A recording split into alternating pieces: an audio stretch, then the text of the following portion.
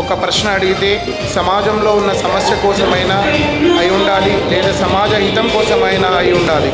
వేదికలు ఏవైనా, లీడర్ ఎవరైనా తన ప్రశ్నలు మాత్రం చాలా సూటిగానే ఉంటాయి. అతని signature studio chairman and director Shri Mahender గారిని స్టేజ్ మీదకి చప్పట్లతో ఆహ్వానించవలసిందిగా కోరుచున్నాం. నరేంద్ర మోడీ గారు ముచ్చటగా మూడోసారి ఎందుకు?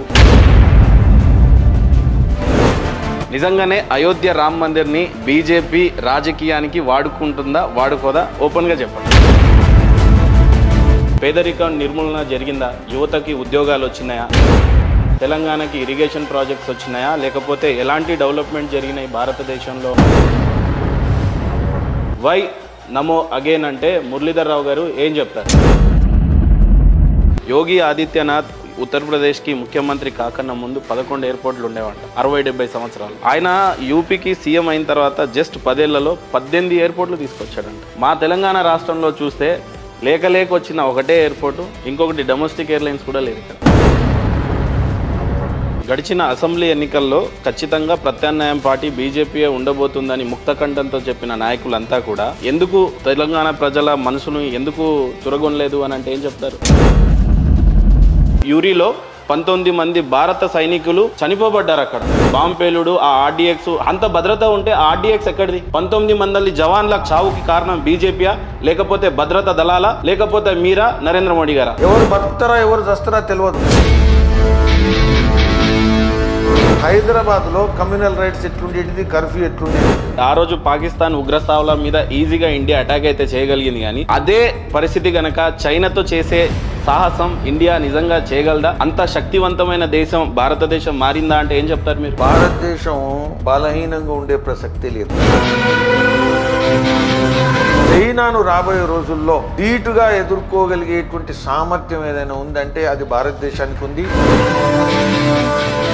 మురళీధర్ రావు గారు ఒక పక్క చూసినట్లయితే అత్యధికంగా యంగ్స్టర్స్ని కలిగి ఉన్న దేశం భారతదేశం. నంబర్ 1 ర్యాంక్లో యంగ్స్టర్స్ని కలిగి ఉన్న దేశం ఏదైనా ఉంది అని అంటే అది భారతదేశం. ఇక్కడ యువకులకు ప్రధానమైన సమస్య ఏమైనా ఉంది అని అంటే అన్ఎంప్లాయ్మెంట్, ఉద్యోగాలు లేవు. ఆ విషయంలో నరేంద్ర మోడీ గారు ఫెయిల్ అయ్యారు అని అంటే మీరేం చెప్తారు? సరి అయినటువంటి అవగాహన లేనటువంటి వాళ్ళే ఈ విషయమైనటువంటి మాట్లాడతారు. ఉపాధి అంటే అర్థము మనం గమనించాలా.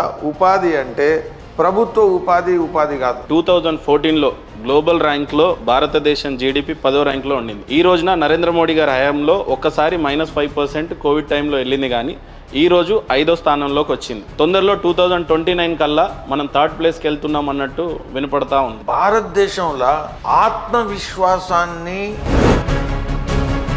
దెబ్బతీసినటువంటి నాయకత్వం ఉందంటే అది కాంగ్రెసు, ఆయన తర్వాత కమ్యూనిస్టు. కాంగ్రెస్ అయితే కొన్ని దశాబ్దాలుగా లాభం కన్నా నష్టం ఎక్కువ చేస్తుంది. అది ముద్ర లోన్ కావచ్చు, ఇంకా ఇతరత ఎలాంటి పథకాలైనా కేంద్రం ప్రవేశపెట్టే ఏ పథకం అయినా కన్ఫ్యూజన్తో కూడుకొనే ఉంటుంది తప్పితే కానీ క్లియర్గా యంగ్స్టర్స్కి ఎంటర్‌ప్రెన్యూర్‌షిప్లో లోన్స్ విషయంలో కానీ లేదా వాళ్ళకి సంబంధించిన ఈ ప్రోడక్ట్ ఇప్పుడు మేక్ ఇన్ ఇండియా అన్నారు మీరు, నిజంగానే యువత దాన్ని ఏ రకంగా వినియోగించుకుంటుంది? మీరు ఏ రకంగా సపోర్ట్ చేస్తున్నారు యువతకి? 2014లో మోదీ గారు మొదటిసారి ప్రధానిగా ఎన్నికయ్యారు. 272 సీట్లు దేశంలో బీజేపీకి మెజారిటీ రాదు అన్నటువంటి సందర్భంలో